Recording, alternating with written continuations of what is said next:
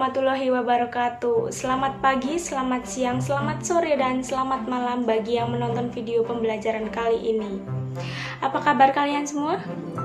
Semoga selalu sehat dan selalu semangat ya.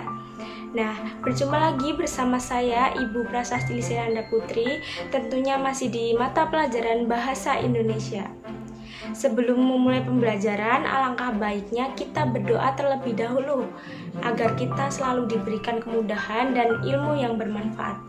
Berdoa dimulai.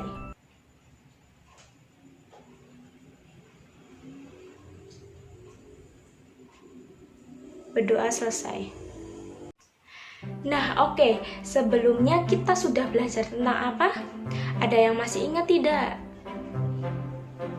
Ya, betul sekali. Sebelumnya kita sudah belajar mengenai teks cerita sejarah. Nah, kemarin itu struktur dari teks cerita sejarah itu apa saja? Nah, ayo yang lupa buku catatannya dibuka, coba. Ya, nah Ibu ulangi ya. Jadi struktur dari teks cerita sejarah itu ada 3. Yang pertama apa? Ya betul, yang pertama orientasi. Nah yang kedua itu urutan peristiwa. Kemudian yang ketiga atau yang terakhir itu ada reorientasi. Orientasi adalah bagian pengenalan cerita, sedangkan urutan peristiwa itu adalah cerita sejarah yang kemudian disusun secara kronologis. Kemudian yang terakhir itu ada reorientasi, itu adalah bagian komentar pribadi dari sang penulis itu sendiri. Nah, sudah ingat kembali kan materi yang kita pelajari minggu lalu? Nah, sekarang kita akan belajar mengenai teks editorial, yakni KD 3.5 dan juga 4.5. Ini dia KD yang akan kita pelajari. Ada yang tahu nggak sih apa itu teks editorial? Nah, teks editorial itu adalah teks yang berupa opini untuk menanggapi suatu isu yang sedang terjadi di masyarakat. Nah, adapun isu itu bisa berupa masalah ekonomi, sosial, budaya, dan lain sebagainya. Berbeda nih dengan teks berita. Jika teks berita itu bersifat objektif berdasarkan fakta dan juga peristiwa, sedangkan teks editorial ini yaitu bersifat argumentatif berupa pendapat dengan dukungan data.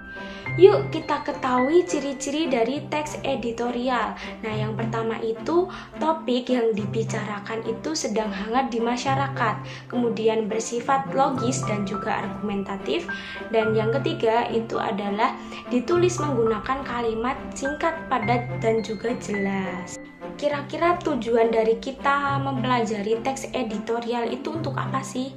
Nah, tujuannya itu yang pertama mengajak pembaca untuk ikut berpikir tentang masalah atau isu yang sedang terjadi di masyarakat itu. Nah, yang kedua itu untuk menjadi pandangan untuk kita terutama terhadap masalah yang sedang berkembang di masyarakat itu sendiri. Teks editorial itu dibagi menjadi beberapa jenis. Yang pertama ada interpretatif editorial. Itu menjelaskan tentang isu dengan menyajikan fakta dan figur untuk memberikan pengetahuan. Nah, itu bisa bersifat positif, negatif, dan juga netral. Yang kedua ada kontroversial editorial. Nah, ini untuk meyakinkan dan juga menumbuhkan kepercayaan pembaca terhadap suatu isu. Nah, biasanya pendapat yang berlawanan itu akan digambarkan lebih buruk. Yang terakhir ada explanatory editorial. Ini menyajikan suatu isu agar dinilai oleh masyarakat dan juga membuka mata masyarakat untuk memperhatikan suatu isu tertentu. Nah, berikut ini merupakan contoh dari teks editorial. Ada tajuk rencana yang berjudul memetik pelajaran dari setahun pandemi, dan juga teks editorial yang berjudul pastikan vaksin aman untuk rakyat. Nah, setelah mengetahui ciri-ciri, tujuan, dan juga jenis-jenis dari teks editorial, kita juga perlu mengetahui tentang pernyataan pendapat, kemudian alternatif solusi, dan juga simpulan dari teks editorial itu sendiri. Pernyataan pendapat berisi pendapat umum yang diperoleh dari fakta atau fenomena yang sedang hangat diperbincangkan di masyarakat. Contoh dari pernyataan pendapat bisa dilihat dalam teks yang berjudul Pelayanan Rumah Sakit dan Mutu Kesehatan Harus Ditingkatkan. Dari teks tersebut, pernyataan pendapatnya yaitu pengaduan tentang minimnya pelayanan kesehatan di berbagai rumah sakit di Indonesia. Karena hal tersebut merupakan isu yang diangkat yang berdasarkan fenomena dan fakta yang sedang terjadi di masyarakat. Selanjutnya, alternatif solusi adalah sebuah solusi yang sangat alternatif untuk disampaikan ke audien. Nah, contohnya itu masih dalam satu teks yang sama seperti tadi. Jadi, alternatif solusi yang diberikan itu seharusnya pemerintah, terutama bidang kesehatan, selalu memperbaharui atau meningkatkan mutu para dokter di seluruh Indonesia secara berkala. Dan simpulan itu berisi fakta, pendapat, dan juga alasan pendukung mengenai tanggapan terhadap suatu objek. Simpulan dari bahasan di teks editorial tersebut yaitu hal tersebut bertujuan agar pelayanan kesehatan masyarakat dapat berhubungan dengan baik dengan pelayanan dan akhirnya yang mendapat manfaat adalah masyarakat yang membutuhkan layanan kesehatan tersebut.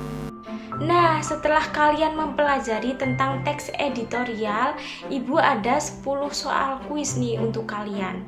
Nah, kuis ini bertujuan untuk mengetahui tingkat pemahaman kalian terhadap materi yang sudah dijelaskan tadi. Nah, untuk link kuisnya sudah Ibu kirim di WhatsApp grup ya. Nah, ada juga di kolom deskripsi di bawah ini. Untuk batas pengumpulan atau pengerjaan kuis ini minimal hari ini sudah selesai semua ya untuk dikerjakan. Oke, baik, cukup sampai di sini saja pembelajaran kita hari ini. Jadi kesimpulan kita hari ini kita belajar tentang apa saja? Ya, betul sekali. Hari ini kita sudah belajar mengenai ciri-ciri teks editorial, kemudian tujuannya, kemudian juga ada jenis-jenis teks editorial, ada juga pernyataan pendapat, alternatif solusi, dan juga simpulan dari teks editorial. Ada satu tugas lagi nih untuk kalian kerjakan di rumah.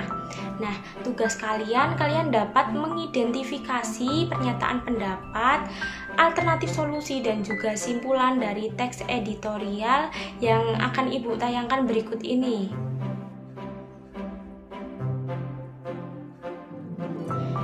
Nanti teks tersebut akan Ibu kirim ke grup kelas. Nah, untuk batas pengumpulannya 1 minggu ya. Nah, dikumpulkan secara kolektif ke ketua kelas. Oke? Oke dong.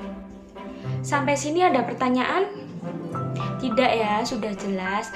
Nah, semisal nanti ada pertanyaan mengenai tugas dan juga materi yang belum jelas, bisa ditanyakan di grup kelas saja. Nah, untuk pertemuan kita berikutnya, kita masih membahas tentang teks editorial. Namun kita akan membahas struktur dan juga kaidah kebahasaannya. Nah, jangan lupa tugas dikerjakan secara sungguh-sungguh dan tetap semangat dalam belajar. Untuk menutup pembelajaran kita hari ini, kita berdoa terlebih dahulu. Berdoa mulai.